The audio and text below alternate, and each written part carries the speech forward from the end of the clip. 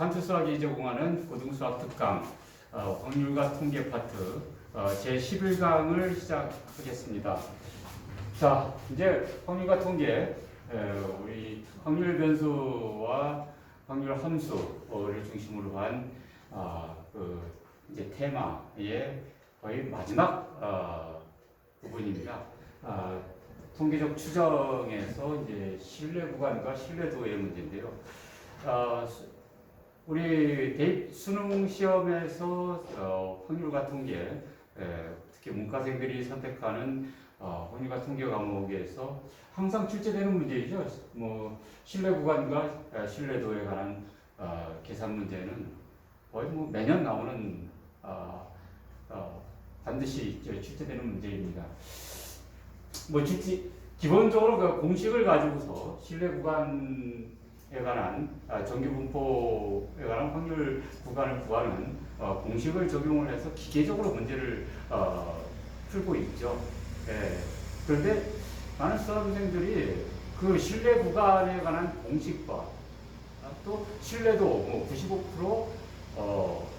99% 이런 신뢰도가 뭘 의미하는지 거의 뭐 정확한 내용을 이해를 못하고 그냥 달달 암기한 상태에서 기계적 문제 적용해가지고 그냥 문제를 풀어내는 이런 방식을 사용을 하고 있죠.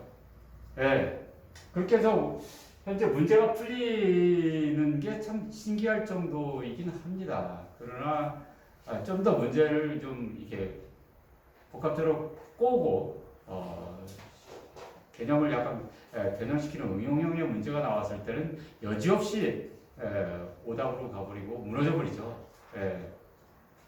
특히 수리 논술 쪽을 볼 때, 시험 볼 때는 이 신뢰 구간과 신뢰도에 관한 문제는 반드시 알고 있어야 될 개념입니다. 그래서 우리 문제를 적용하기 전에 먼저 신뢰 구간과 신뢰도가 무엇을 의미하는지에 대해서 우선 개념을 논리를 한번 따라가보도록 하겠습니다.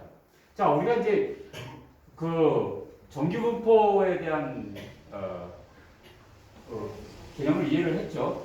정규 분포라는 게 뭡니까? 이 x축에 있어서 x축이라는 건 이제 x의 값이죠.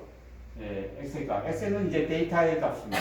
데이터가 뭐 키일 수도 있고 IQ 점수일 수도 있고 체중일 수도 있고 여러분들의 수학 점수일 수도 있고 전국 모든 고등학생들의 예를 들어 고3 학생들의 수학 점수를 x값이라고 할 때 그러면 이제 모집단을 알 수 없기 때문에 표본 추출을 한단 말이에요.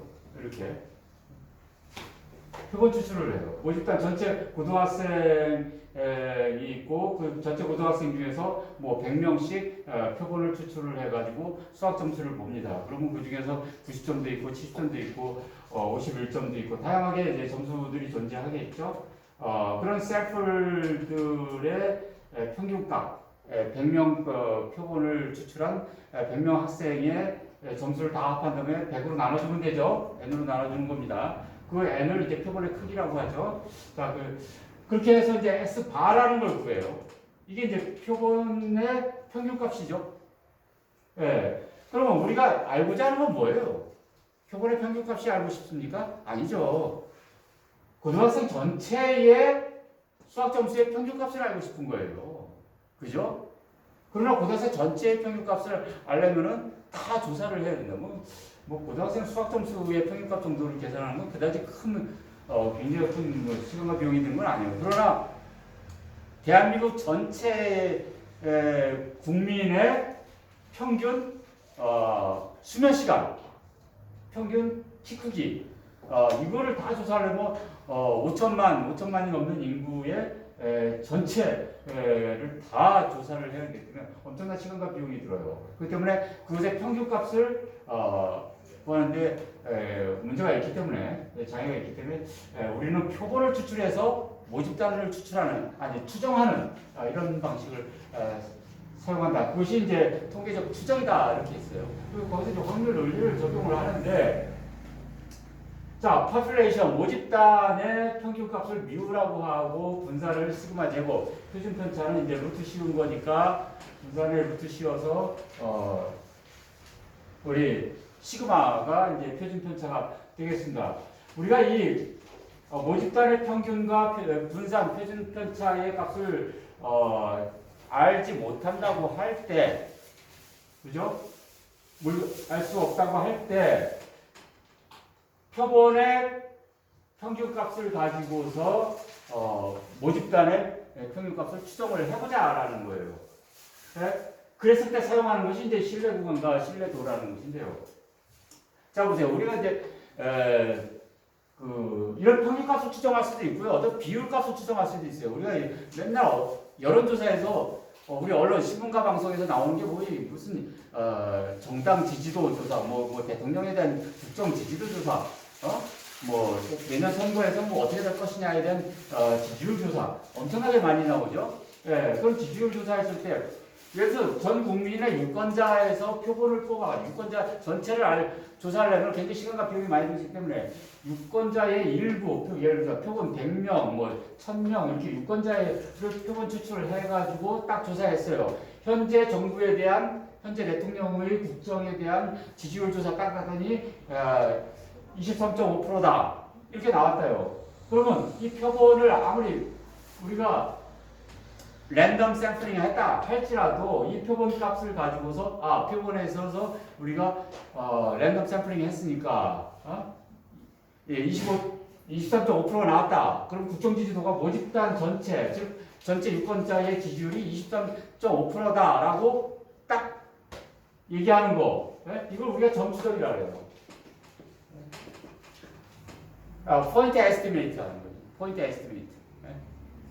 근데 이 포인트 에스티메이트는 굉장히 이제 표본이 정교하게 랜덤 샘플링 됐을 때, 이랬을 때, 그럴 것이다 라고 추정하는 데 있어서 어떤, 논리의 명확성 같은 거는 있지만은 굉장히 좀, 빗나갈 가능성이 높죠.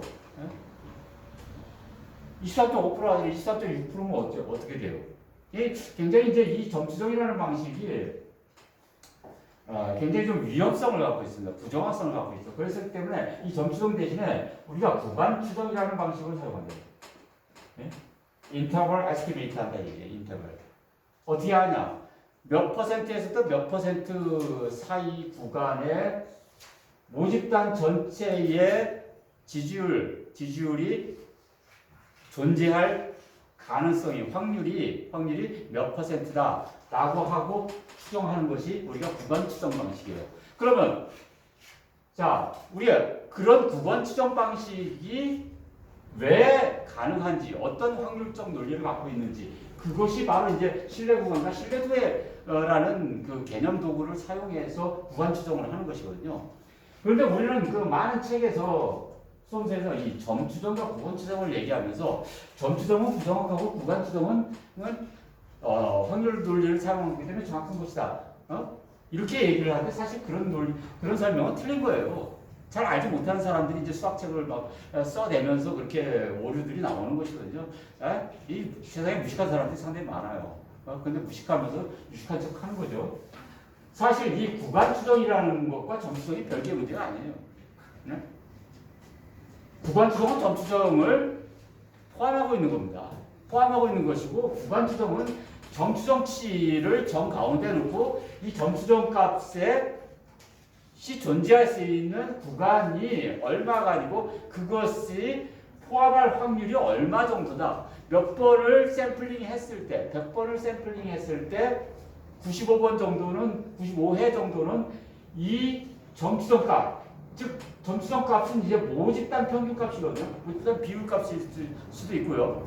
이 모집단의 평균값이나 비율값을 포함할 가능성이 개수가 즉 전체 100개 중에서 95개는 존재하다. 95% 확률이다. 이렇게 얘기하는 거예요. 그랬을 때 우리 95%의 확률이다라는 거 이걸 신뢰도라고 합니다. 신뢰도. 네? 그러면 95%로 맞는다. 99%로 맞을 거다. 이런 가능성이 있다라는 얘기거든요. 그러면 99%의 신뢰도가 있다는 얘기 뭐예요? 95%를 100% 빼면 5%가 빠지죠. 5%는 뭐예요? 틀릴 수 있다라는 거죠. 에러 확률을 얘기하는 겁니다. 예를 들어서 99%의 신뢰도라고 하면은 1%의 그러니까 95%의 신뢰도에서는 5%의 에러 확률이 있는 것이고요. 네? 이건 신뢰도고요. 99%의 신뢰도에서는 1%의 에러 확률이 있는 거예요. 잘못될 확률이 있는 것이죠. 그러면 우리가 이제 나중에 이 5%니 1%니 이것을 우리가 유의수준이라고 말해요. 유의수준. 그러니까 유의수준과 신뢰도는 사실 대칭적인 개념입니다. 대칭적인 개념. 그러니까 신뢰도가 높아지면 어떻게 돼요? 유의수준이 떨어지죠. 어? 신뢰도가 낮아지면 어떻게 돼요? 유의수준은 높아져요. 에러 확률은 높아지는 거죠. 어?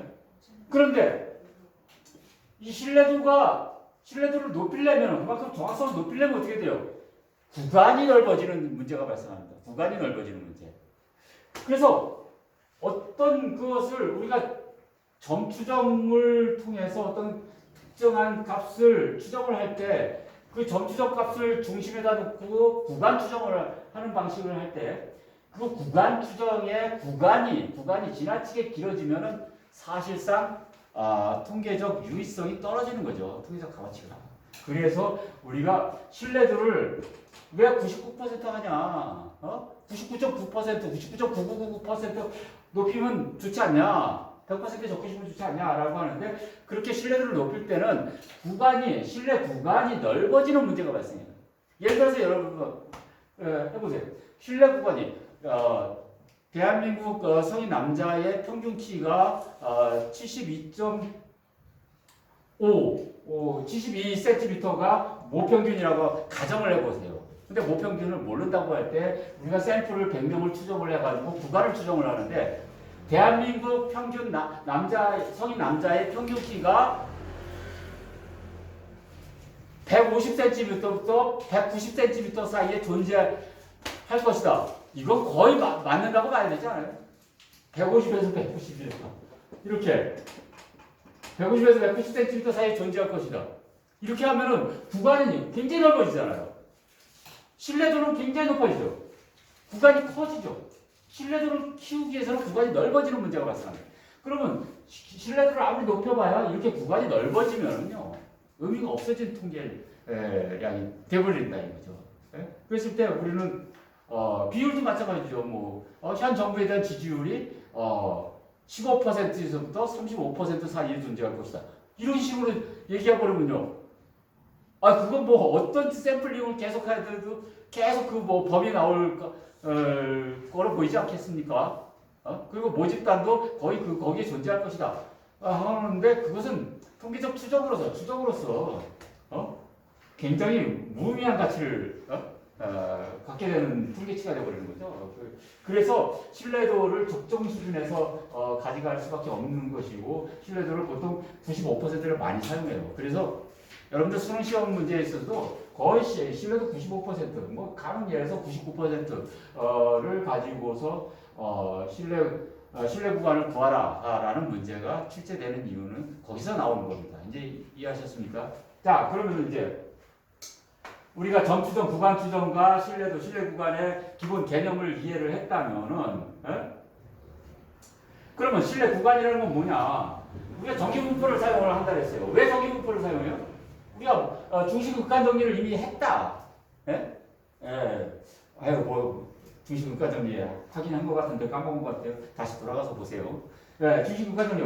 자, 모집단에서 우리가 랜덤 샘플링 했을 때, 그래서 표본의 크기가 n일 때, 표본의 크기가 보통 30 이상일 때, 표본의 그 평균값 x 바를 구하면요, 이 모집단이 정규분포를 이룬다면은 이 모집단에서 이미 임의로 샘플링한 표본 추출한 그 표본의 분포는 정규분포를 이루고요. 그 다음에 모집단이 정규분포를 이루건 정규분포를 이루지 않건 분포의 형태가 어떻든지 간에 모집단에서 랜덤 샘플링한 샘플의 표본 크기의 n인 표본의 평균들을 구했을 때 표본의 평균을 무수히 많이 구했을 때 그 표본 평균들 S바들의 분포는 정기 분포를 이룬다. 그 평균 값은 뮤와 근사하고 분산은 모집단 분산의 표본의 크기로 나눠준 n분의 시그마 제곱의 근사합니다. 근데 이제 우리가 이걸 표준 오차라고 하는데 이거 여기서 이제 루트 씌운 게 표준 오차 아닙니까? 이게 n분의 시그마 제곱에서 루트 n분의 시그마 이게 이제 표준 오차라고 했어요. 표준 편차라는 용어를 사용하지 않고 표준 오차라는 말을 사용했다라는 거 앞선 강의에서 이미 다 설명을 했습니다. 자, 이 표준 오차를 구할 때는 특히 우리가 n-1로 나눠주는 요 n 값 대신에 왜냐면은 표본의 분산은 이 모집단의 분산을 과소평가하는 문제가 있기 때문에 우리가 조정된 값을 즉 n-1 n 대신에 n-1을 해서 분산과 표준편차의 값을 키워주는 약간 키워를 조정해주는 그래서 모분산과 모표준편차에 접근시켜주는 그런 작업을 한다 그랬죠. 자, 이 개념까지 가요. 그러면은 자 이런 표본 평균 값과 표본 평균 값의 분포 또는 한 표본의 그 데이터 값들 S1부터 i가 1부터 n까지 있을 때 그 100개 S를 구한다면은 표본의 크기가 100개라면은 1부터 100개까지의 S의 값들을 즉 데이터의 값들을 다 더한 다음에 수학 점수를 100명의 학생들을 다 더한 것을 n으로 나눠져 버리면 되죠. 평균값이 되버려요. 그 S바는 정기 분포를 이루고요. 뮤와 n분의 시그마 제곱 평균과 분산을 따르는 정기 분포를 따른다. 이렇게 그리고 이것은 정기 분포니까 당연히 표준 정기 분포로 전환시킬 수가 있죠. 즉 표준화시킬 수 있죠. 우리가 이제 표준화시키는 공식이 뭐라 그랬어요? 시그마분의 x 마이너스 뮤죠. 자, x바 마이너스 뮤. 자, 이렇게 해가지고 했을 때 우리가 이 시그마 이거는 이제 모집단의 표준편차잖아요. 모집단의 표준편차를 우리가 분산과 표준편차를 알지 못한다고 했기 때문에 이거 대신에 뭘 써요? 대신 우리가 이 표준 오차값을 사용한다 이렇게 했습니다. 자 이렇게 해서 z 값을 구한다면은 우리는 이제 표준 정기 분포의 논리를 가지고서 신뢰 구간을 구할 수가 있어요. 어떻게 보면 신뢰도와 신뢰 구간의 논리는 상당히 단순해요. 뭐냐면은 우리가 이 표준 정기 분포의 기본 논리는 뭡니까? 그러니까 정기 분포와 표준 정기 분포 논리는 z값이라는 것은 이 z값이라는 것은 95%의 확률로 양쪽에 1.96과 그러니까 마이너스 1.96과 플러스 1.96 마이너스 1.96과 플러스 1.96 예 95%의 확률로 존재한다라는 것이죠. 존재한다. 이게 뭐예요?